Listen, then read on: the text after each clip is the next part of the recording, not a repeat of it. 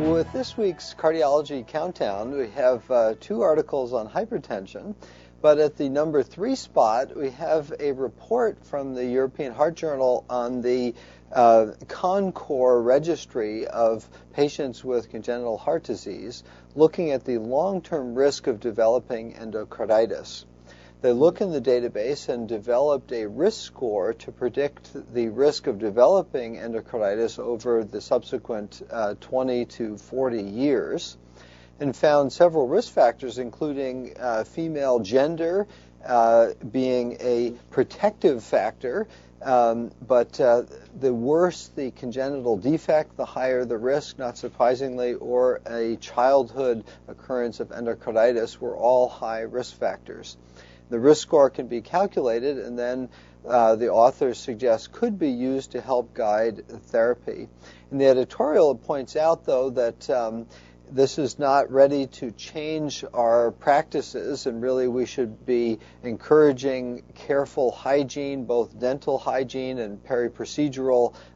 cleanliness, avoiding tattoos and piercings for patients with congenital heart disease, and then following the standard antibiotic prophylaxis guidelines that generally target antibiotics to patients with more severe heart defects. And so reaffirmation, really, of current practice.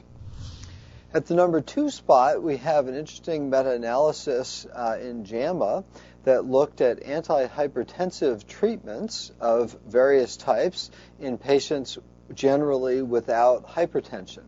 And so it looked at some of the studies, say, with ACE inhibitors for coronary disease in the PEACE and the high-risk population in HOPE and Europa, other beta blocker trials, and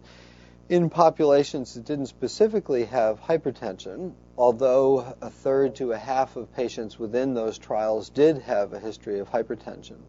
They found that these antihypertensive medications were associated with or led to a 15 to 20% reduction in all major cardiovascular events, including total mortality.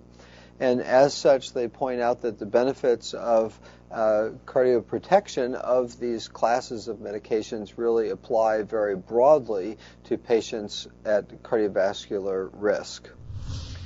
And then at the number 1 spot, again in the topic of hypertension, is a fascinating new trial called the Barber 1 trial,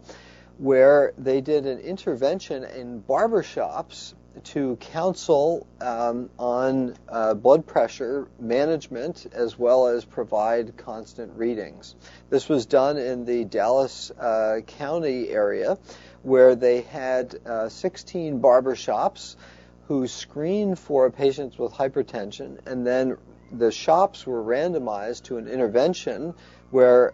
there was offering of blood pressure checks with each haircut, and then counseling on appropriate dietary changes and encouraging follow-up with physicians.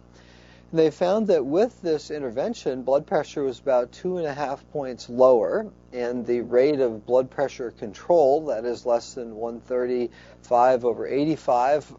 or less than 130/80 for diabetics, was higher in the barbershop intervention group.